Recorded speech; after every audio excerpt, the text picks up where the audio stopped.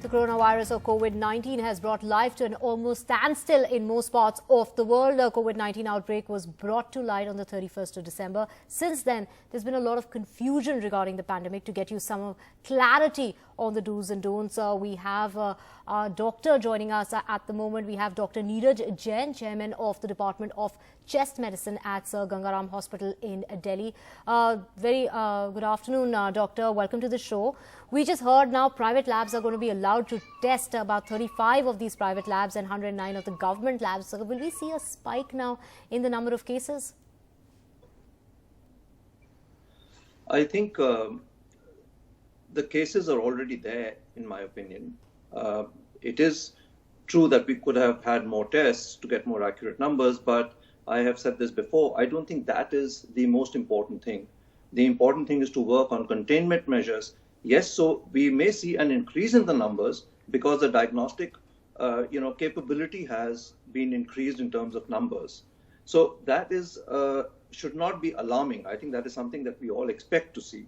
The question is whether it will follow the same trend that it has done in the other countries, which is basically peaking and then plateauing and then falling from anywhere between 6 to 8 weeks time. And that is the important thing. Right. So, Doctor, you think that this would take up to 8 weeks before we see a decline?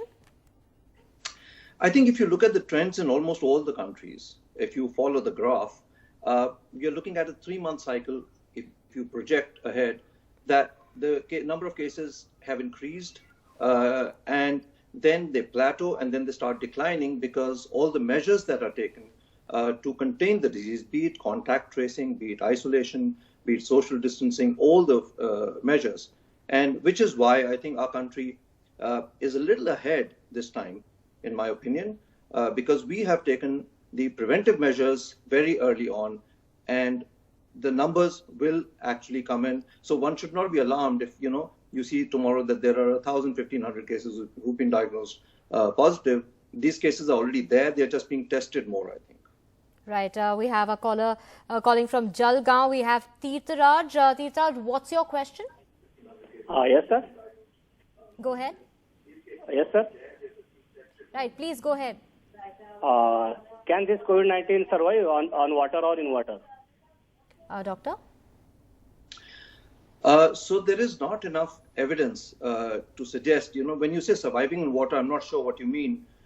If you're talking about still water in the houses, as we talk about, mosquitoes, for example, if you talk about stored water, then it is unlikely. You see, what's happening is the virus needs certain conditions to survive. It does not survive on inanimate objects for any length of time. So it has to gain access to a living organism. So it is very unlikely that the virus will stay in water as well. But, right, Doctor, if one doesn't have a soap or a sanitizer, just washing hands with water, is that enough? So you need the detergent effect because you see, when you talk about proper hand washing in this scenario, you're talking about washing your hands all the way between your nail beds, between the fingers, and that only water may not suffice. So you need any kind of detergent. It doesn't matter what soap it is. A detergent actually gets in where normal water wouldn't and just flow away. So detergent stays there, you can clean it, scrub it, and then wash it. That is probably the best way. Right, Tirtharaj, I hope that answers your question whether, this virus can stay in water, whether, it's just water enough to get rid of this virus in case, you tend to contact anything.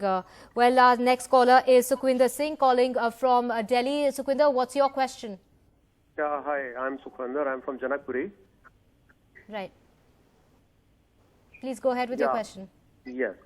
I have a low-grade fever since last Sunday. So, and I have a slight throat infection. Right. Dr. Neeraj, he has a fever and a slight throat infection. What should he do? So again, I think the guidelines are fairly clear. There are lots of viral infections around, including influenza. There is some swine flu also, which we are seeing time and again.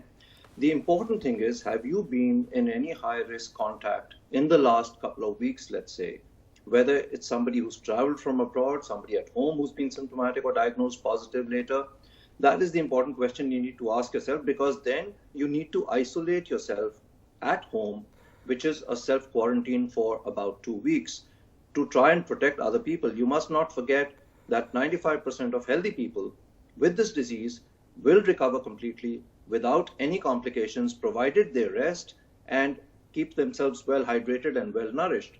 So I don't think you should worry about the coronavirus infection if you're otherwise healthy and you don't have any chronic disease of any organ, and you have not been in contact with anybody who has been diagnosed or who's suspected to have corona or who's traveled from a high-risk area. Doctor, it's been raining on and off in the national capital. Will that have an impact on the spread of the coronavirus? I don't think, the country has been looking forward to a hot, dry summer more than ever this year. I think everyone is hoping that we get the hot winds, the dry weather coming in, because the belief is that the virus will not survive for very long in those conditions. So, and there is some basis for that based on previous studies on viruses. So yes, I think this weather can prolong the survival of the virus and increase transmission. So people have to be careful. Don't forget, your early morning temperature, for example, today was cooler than normal. So catching a chill, exposing yourself, letting your body resistance fall temporarily are all realistic possibilities. So yes, one has to be careful. And till the weather becomes drier and hotter, I think we need to be very, very careful. Right, thank you, Doctor, for answering our questions. We also have our other panelists joining us at this point in time. Dr. Sameer is joining us. Dr. Sameer, would you like to take our next question? Mukhtar is calling in from Srinagar. Good afternoon, doctor. Mukhtar, please go ahead. Good afternoon. Good afternoon.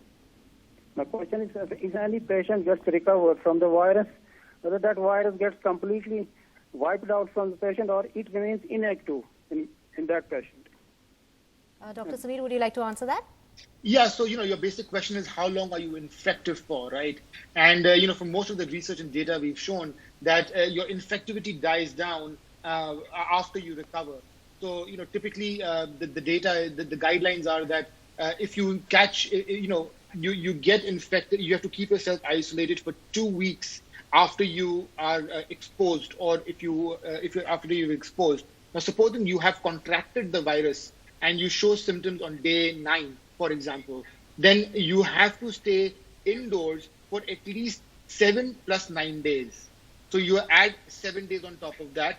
And now there are also to reduce the infectivity period, and it is also 7 days or 48 to 72 hours after you are absolutely normal, to reduce the infectivity of the person concerned. So supposing you get a fever on day number 10, then you stay indoors for at least 7 days. But if on the 7th day you are still ill, then you add and you completely recover on day 9. Then on day 9 plus 48 hours and a negative sample.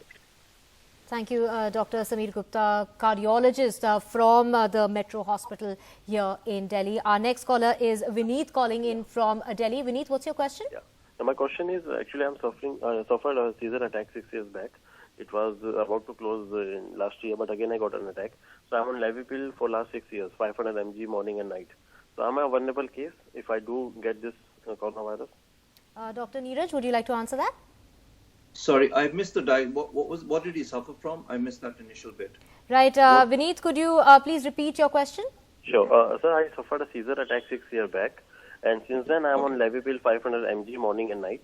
It was supposed to close. The course was supposed to end last year, but I again got an attack. So this neuro problem that I'm having for Levipil 500 mg, I'm a vulnerable case for this COVID or not? No, Sameer, I don't.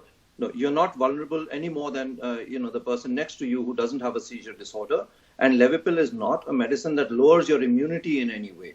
So you still follow the same principles that any normal individual would. So please don't worry on that account. Right. Our next caller is Usha Ramachandran from Vellore. What's your question, Usha? Yes, ma'am. Ma'am, I have one doubt, ma'am. My children are doing work from home, ma'am. So they are at home and I am housewife. So we are all locked down. But my husband is a banker, ma'am. He goes out daily. What are the precautionary measures I have to take to tackle this, ma'am? Right, a very, very good question. Dr. Sameer Gupta, would you like to answer that? So as healthcare providers also, we are on the forefront, and we are also going to work and taking care of our emergency and sick patients. Elective cases and elective procedures have been put on hold temporarily, and I'm sure my panelist doctor would agree with that. However, emergency we are still tackling. So I, as a doctor, am still going to work. So the precautions that I personally use are precautions that I will also tell you. And they're all very simple things: hand hygiene, social distancing.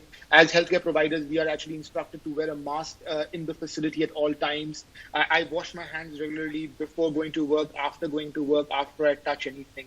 When I come home, also I have I have a pair of shoes which I use to go to work, and I leave them outside the house. And then as soon as I come into the house, I directly go to the washroom. I take out all my clothes. I put those clothes for washing. There is a container with there's a bucket with some detergent that has been put. I drop my clothes in those detergent. I take a shower, I wash myself nicely, and then I come out. Those are just some of the practical tips that are going around in the medical circle to try and reduce our risk. Once again, there is no sure-shot way. People have often asked me, like, how long is this lockdown going to last? And I think I would like to repeat what Dr. Tony Fauci, from the advisor in the US for President Trump, what he said was, he's like, you and I don't decide how long this will go. The virus decides.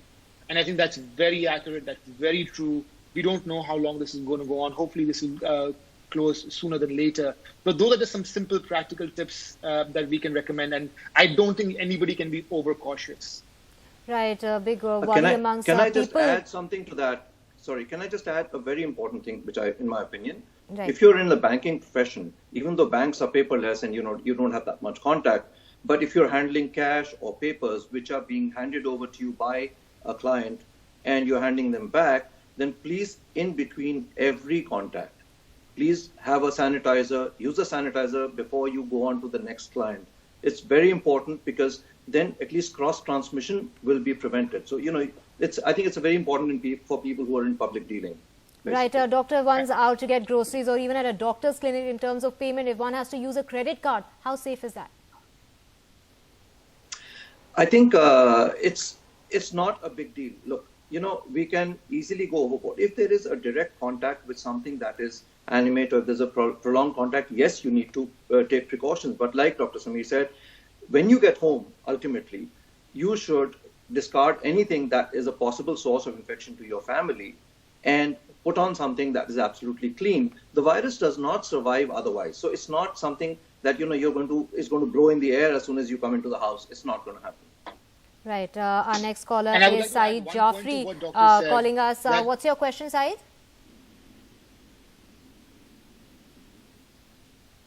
Saeed, if you can hear us, we'd like to know what we can help you with. The World Health Organization and health authorities, they are giving the message that soap is enough, or alcoholic hand rub is enough for killing the coronavirus, actually. Right, actually, Saeed, I want to know, the people are thinking that commonly bathing soap is they are using, actually. Everywhere we can see bathing soap. This bathing soap is enough to kill the coronavirus, or any other peculiar or specialized soap is wanted or not? Dr. Sameer Gupta, is a bathing soap enough, or do they need to take more precautions?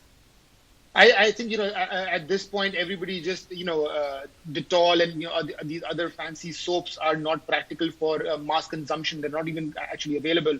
So I think a good hand wash with soap and water, good wash where you're taking care of your palms, your nails, you've got your palms, your nails, your thumbs, the back of your fingers. This is where the virus can actually lodge, and a good wash is very important. I would like to add one more point to our previous conversation, what my esteemed colleague had mentioned, that I see a lot of people, like when you go out and buy groceries, or when you're going out to the bank, for example, some people wear gloves, right? And they feel that, oh my God, I'm wearing gloves, this is great. But the fact of the matter is, the virus can still be on your glove, right? It can still be on your glove, and you take that glove and you touch your face, you touch your nose, you touch your hand. The virus is transmitted. It is not that, your glove is this, because this is not something which spreads by, like measles or chicken pox. Measles is a bad example, but, something which spreads from one person to the other just by touching. The virus stays on the glove. So you take that glove, you touch your face, you touch your hand, you are spreading the infection. So be very cognizant of that. Gloves are just give you a false sense of satisfaction. Right. Our next caller is Krishnan calling in from Hyderabad. Krishnan, what can we help you with? Good afternoon, doctors. A great service and NDTV team. I have two questions here. One, as I come across here and there that the recovered cases after a couple of days when they are tested again seems positive. Why not the doctors suggest them for extended isolation? And the other question is, here and there now we started blaming the American administration for not declaring lockdown, whereas unfortunately Indian government is also blamed for declaring lockdown across your debates on the screen. And I want a convinced clarification from the doctors on the screen that lockdown to India is appropriate at this juncture. Thank you. Right. Dr. Neeraj, would you like to answer that? Yeah. So as far as infectivity is concerned and the test remaining positive, even after a patient has recovered, we've seen that with H1N1 also. And the test can remain positive. Now, there is no hard data on the period of infectivity. Normally, we take it at 2 weeks, but it could be longer. So it is very important that people still maintain the precautions that they've been told. So hygiene should become a habit with us now, for the next, for the lifetime, basically. And, this will come in helpful anyway. Now, in terms of, infectivity we'll have to wait for data. I don't think we have enough data on the virus as such. The second part of the question, sorry, was relating to the... Hello? Sorry. What was the second part of the question? Doctor. Yeah. So the lockdown, in my opinion, let's understand the disease. The disease is spreading very quickly in communities where there is a crowded, population. Now, in our country, we are a populous country, and the basic hygiene is lacking in most of us in the community, purely because of overcrowding, if not other things. In our country, it was important to recognize the seriousness of this disease and try and cut down the spread. I have said this before, the numbers will come in, the numbers may increase, but it doesn't mean very much for us. We should not panic with that. What we have done as a lockdown, I think, is very appropriate. And if we can cut short the transmission of the disease and tide over this crucial period of 4 to 6 weeks, then we have gained in the long term, both in economic terms and as far as our health is concerned. So in my opinion, we have done absolutely the right thing.